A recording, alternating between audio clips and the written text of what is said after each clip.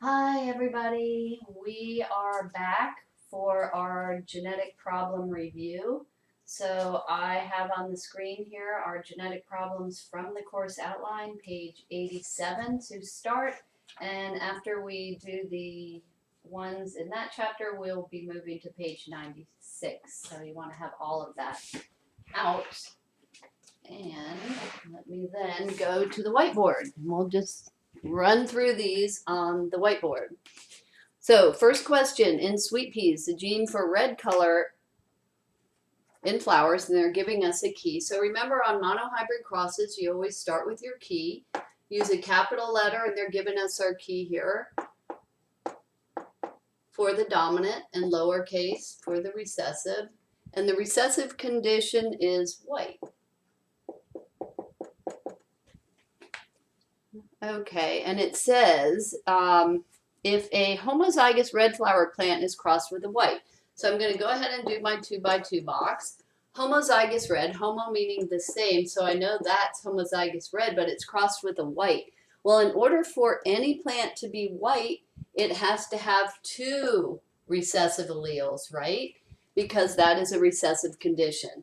So even if it didn't tell you to cross a homozygous recessive with a homozygous dominant, you would know that white one always has to be homozygous. And so we bring these down and across. And it's important when you do these problems to make sure you ask yourself or check the question. And the question says, what will be the genotype of the offspring? So remember, for genotype, you have three choices. How many are homozygous dominant, heterozygous, or homozygous recessive? If it asks for phenotype, the physical appearance, you go back to the key, red versus white.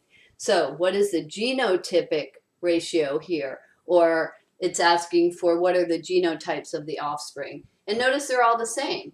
They are all heterozygous. So we can say 100% heterozygous in that one. And then it says, what will be the result of the next generation if the first offspring, F1, are allowed to self-pollinate? In other words, the F1s, which are these, become the P2s. So now we're going to do a 2x2 box. We're going to take any of these because they're all the same. Remember, in a monohybrid cross, one letter in each of the parent boxes and two in the offspring. And again, we're still asking for genotypes. And so for the genotypes here, we would have, remember, your choices are homozygous dominant, heterozygous, or homozygous recessive. So you would have 25% homozygous dominant, 50% hetero, and 25% homozygous recessive. Okay, that's the first question. Next question. In guinea pigs, rough coat is dominant over smooth coat. We're using that same, but I'm just going to change this key to big R is rough, which is dominant, over little r, which is smooth. Okay. And a homozygous rough is crossed with a smooth. That's this one. So we're still, but the only difference is it's asking for the appearance. So now they're still all the same, but we go back to the key instead of genotype. We want phenotype. All right. And our phenotype is going to be 100% rough because they all have one big R. 100% rough. Okay. And then what will be the appearance of the F1 and F2? So the F2, we're asking for appearance. So this is going to be different. We're not genotype. We're asking for phenotypes here. So the phenotype, again, you go back to the key. We've got 1, 2, 3, or 75% rough and 25% smooth. Okay, the second part of this gets tricky. What will be the appearance of the offspring of a cross of the F1? These are the F1s. These are the F2s. These up here are the P1s, and these are the P2s. Okay, so what will be the appearance of the F1, of a cross of the F1 back on its rough parent and back on its smooth? So we're going to the F1, we're doing a back cross. We're taking one of these back on its rough parents, and then one of these back, that was back on its smooth parent, and one of these back on its rough parent. So let's do the back cross of the F1 back on its rough parent. So we put down our 2x2 box. The F1 is a heterozygote. The rough parent is homozygous dominant.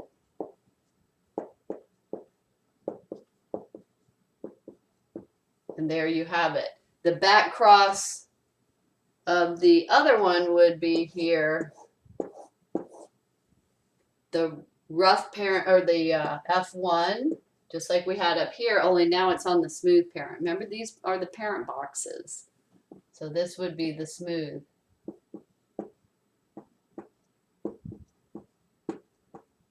So now these are a back cross.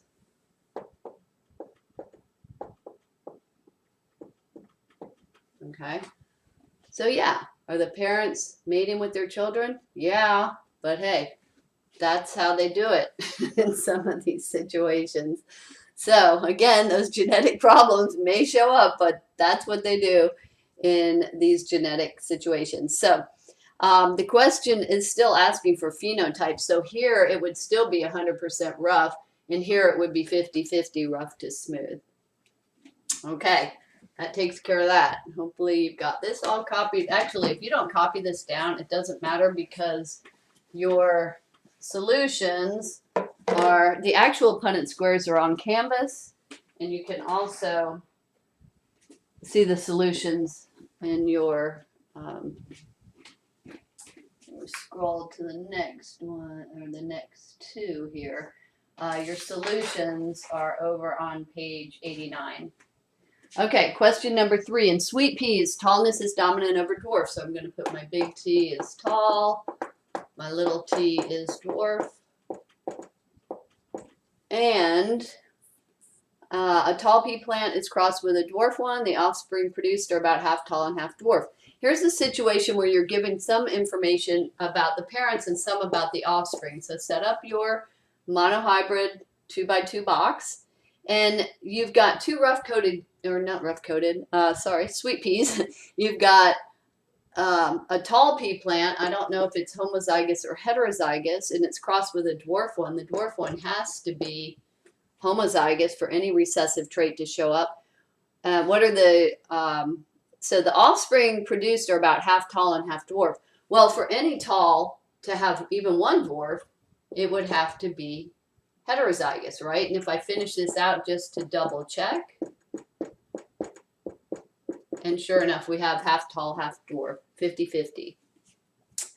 Okay, more guinea pigs. Number 4, 2 rough-coated guinea pigs were bred together.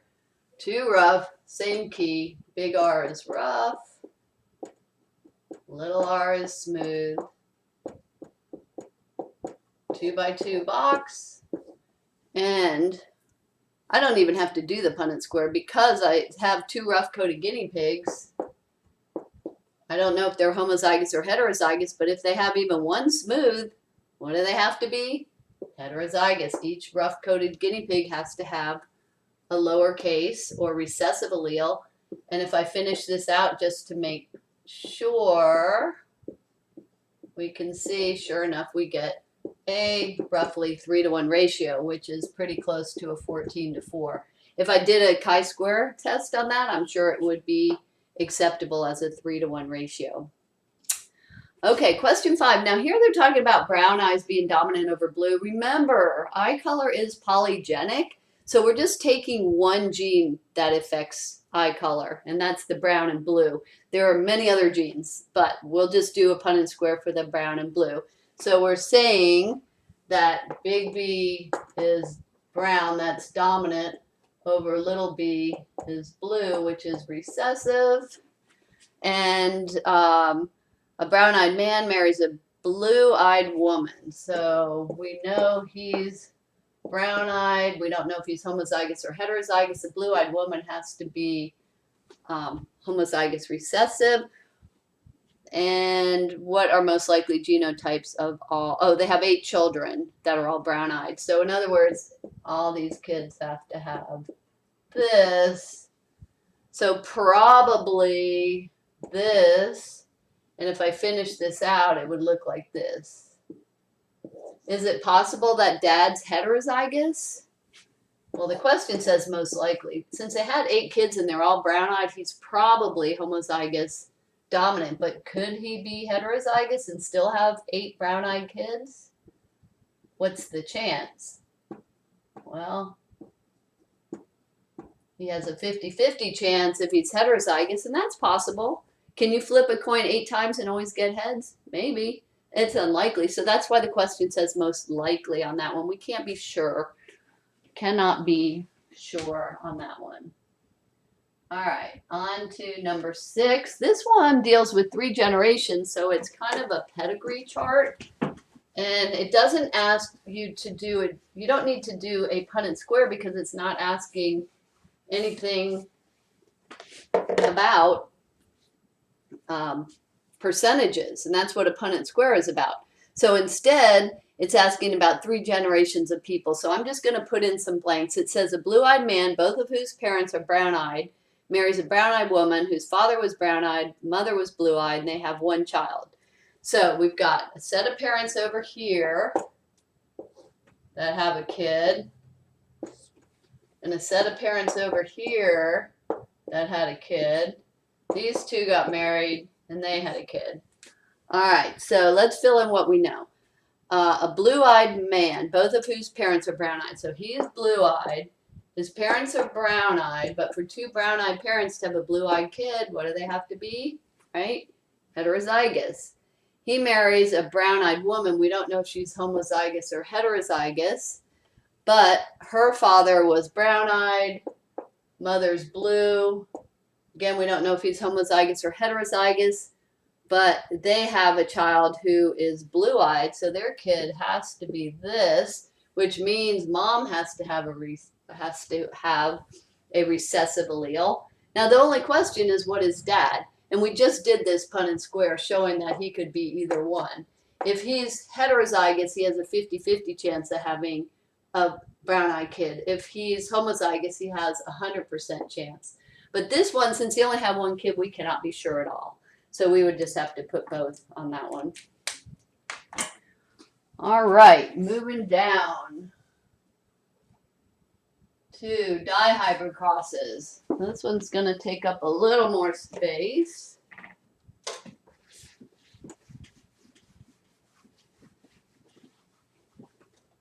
Dihybrid crosses in Cocker Spaniels, solid color. They're giving us a key here, and they're saying use A for solid is dominant over little a for spotted.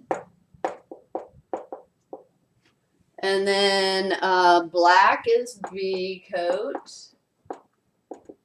And little b is for the recessive, red.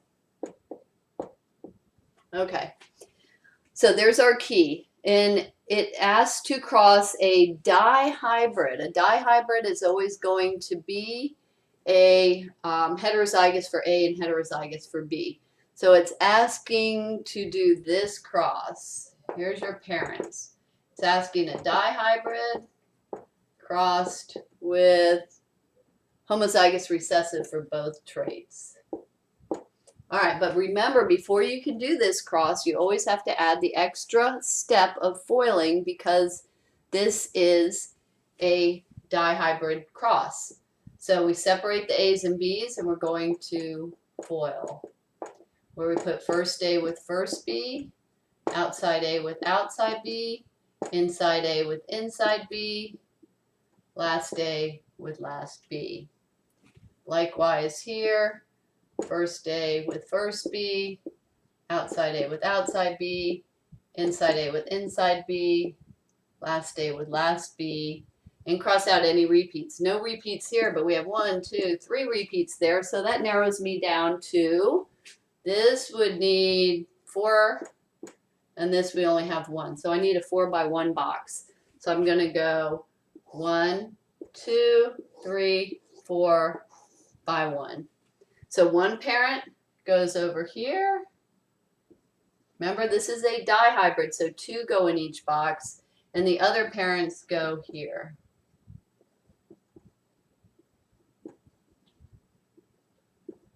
Bring these down and across. Keep your A's together and your B's together.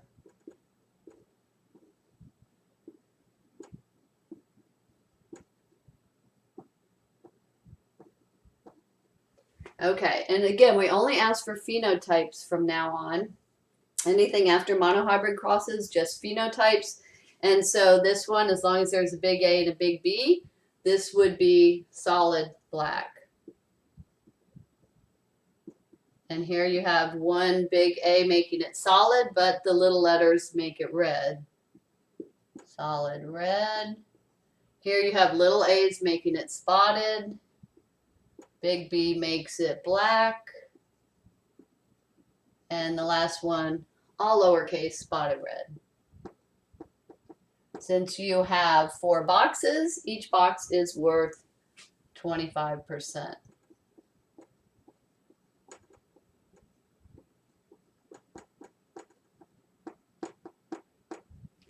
All right, now more. The second part of this, if a dihybrid were crossed with a homozygous recessive, we just did that. And then if 2 dihybrids are crossed, that would be crossing 2 of these, which means we would have a 4 by 4 box. Anytime we have a 4 by 4 box, I already know it's going to be a 9, 3, 3, 1 ratio, which would be 9/16 are the dominant solid black, 1/16 the recessive spotted red, and 3/16 a combination of either solid red or spotted black. So I'm not going to do that one. I already did that one for you too.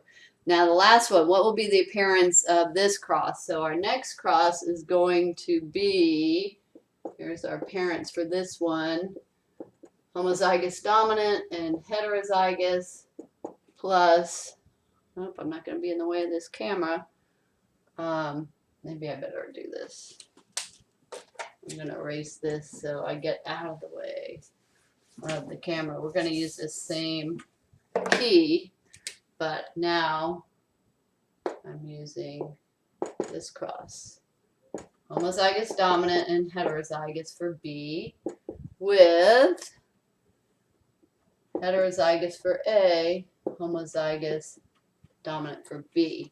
So we FOIL again, first A with first B, outside A with outside B, inside A with inside B, last A with last B. Do we have, there's a repeat, there's a repeat. And here we have first A with first B, outside A with outside B, inside A with inside B, last A with last B. There's a repeat and there's a repeat. So now I need 2 for this one, 2 for this one. That's a 2 by 2 box. Yay. 1, 2, 1, 2. It's still a dihybrid. So remember, 2 letters in the parent box and 4 in the offspring. 2 letters in the parent box and 4 in the offspring. These down and across.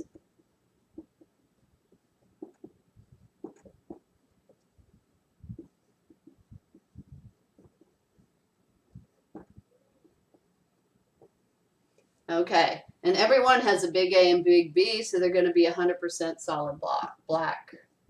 As long as they have a big A and big B, they're 100% solid black. All right, now on to codominance and multiple alleles. That's our ABO blood types.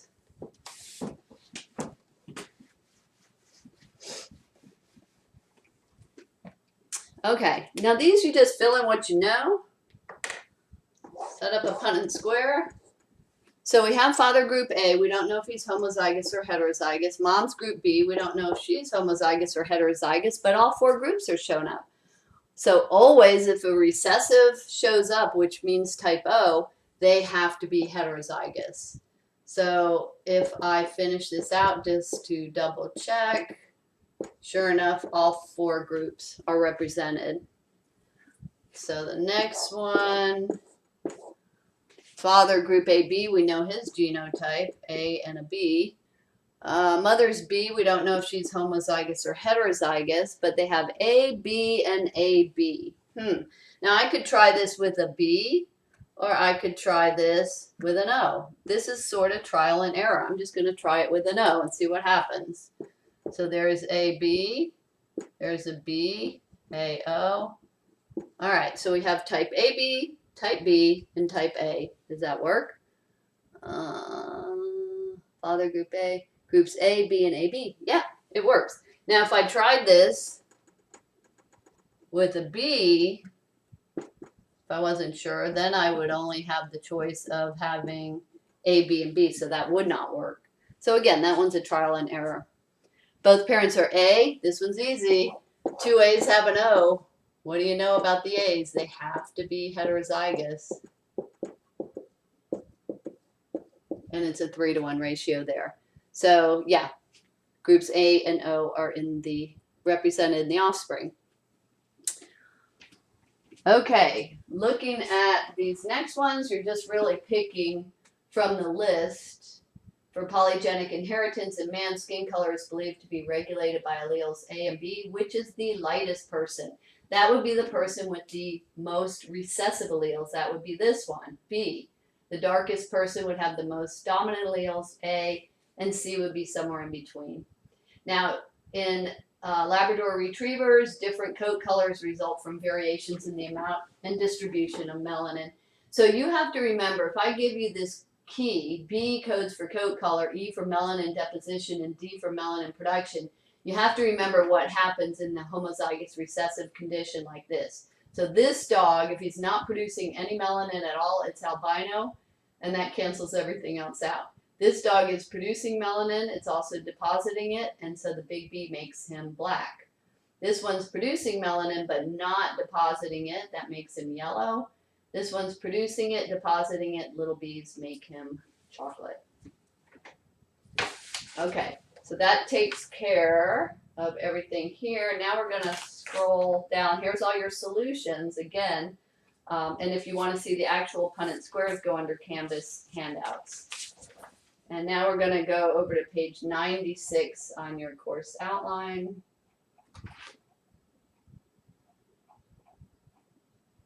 And there's just a few questions here. So the first one dealing with autosomal recessive disorders.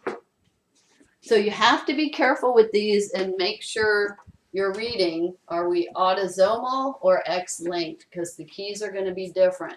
If it's autosomal, you can just put a big A and a little a. If it's X-linked, you have to link it to the X. And it says albinism is an autosomal recessive disorder in humans. A male and female, both heterozygous mate. What chance is there of producing an albino? So remember, these are autosomal recessive. So since they're recessive, which one's faulty? Little a is faulty. Big A is normal. Okay, and we're crossing. It says male and female, but we don't care because it's autosomal. So we're just going to cross a two heterozygotes. Two heterozygotes.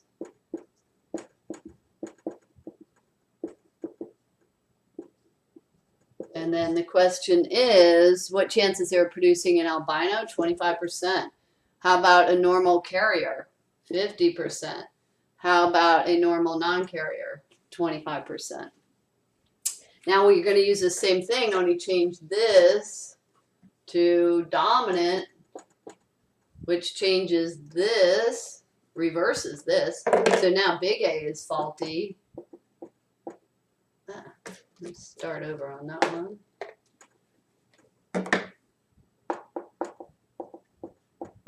And little a is normal. Okay. Now we're talking about Huntington's. We're taking a heterozygote. Again, we don't care which one's male and female because they're autosomal. So we're crossing a heterozygote and normal. So if they're normal, they have to be homozygous. That's the only way. If they have a big A, they're affected. And a heterozygote. And when we cross these, wait, did I do that right? That's more like it. I heard you telling me, no, that's wrong. So now we have a 50-50 chance. Now here's the trick in this question. It says, what chance is there of producing an affected child? Affected, remember the big A makes it affected, so 50% there. And how about a normal carrier? You can't have a carrier in this situation. They either have it or they don't. So a non-carrier, it would be 50-50 of affected versus normal. And that's that. So next question, dealing with color blindness. We're going to change this up because now the question says it's X-linked. So what do we have to do? We have to put an X with a big A and X with a little a. And remember, this is recessive. So which one's faulty? Little a. Big A is normal. In man, color blindness and inability to distinguish between red and green is inherited as a sex-linked character on the X chromosome. It is recessive. If a colorblind man, now remember, in this case, when it's X-linked, you have to include the male and female crosses because it's only on the X. So he's colorblind, meaning he's affected, so he has to have the little a. He either has a little a or a big A, that's it. He doesn't have anything on the Y. And she is homozygous normal, meaning she has two big A's. So we cross this.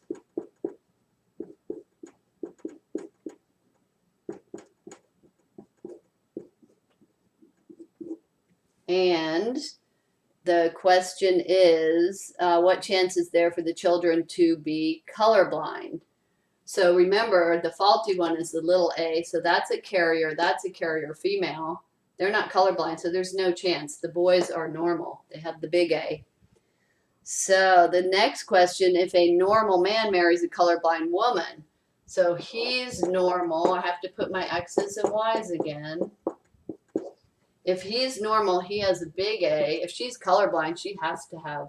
The only way she's affected is if she gets two faulty alleles. And now,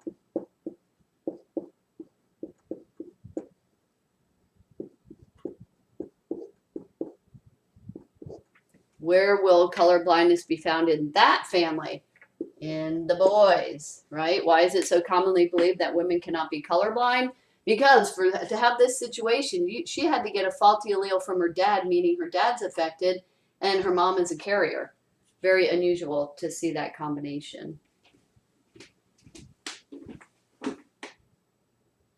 Oh, and now my favorite. Yep. Calico cat. This puts it all together. Oops. Fix my mic again. Okay.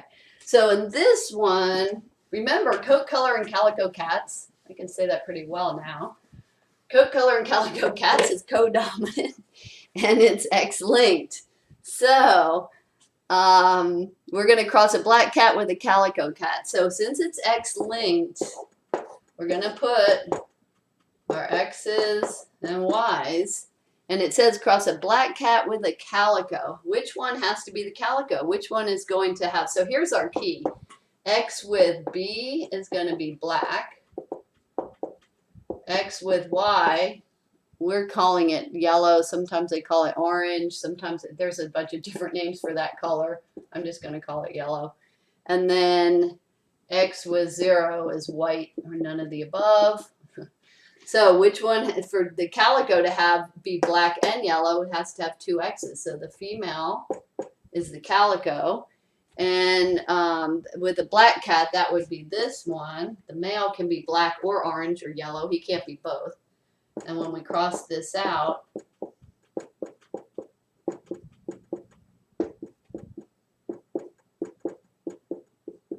there you have it. So looking at the offspring, we can have a female black, a female calico, a male black, and a male yellow. Which is the male parent and which is the female? Again, the female, because she needs 2X to be calico. Is it possible to have a male calico? Yes, but he has a genetic disorder. What is it? Wonder if you guys know what that is. So for him to be calico, he has to have 2X's, but for him to be male, he has to have a Y, right? So he would be an XXY male. You guys remember what that one is? That is the Klinefelters. It would be a Klinefelter's cat. And that's true. There are male calicos, but they have an extra chromosome, and that usually makes them sterile. And I had a student one time after I taught this, and she said, I just had my male calico neutered. And I said, well, you should go get your money back. And then somebody told me, I didn't know this about cats because I'm allergic, but so I don't have cats, but they said, well, males spray anyway, so you should have them neutered regardless. So maybe it was for the best. Okay, that concludes my review. If you have any questions, be sure and let me know. And again, I will let you know about chat hours as soon as I get those set up. And you guys, I hope, are all still doing well, you and your family, and wishing you the best. And I will talk to you later. Bye.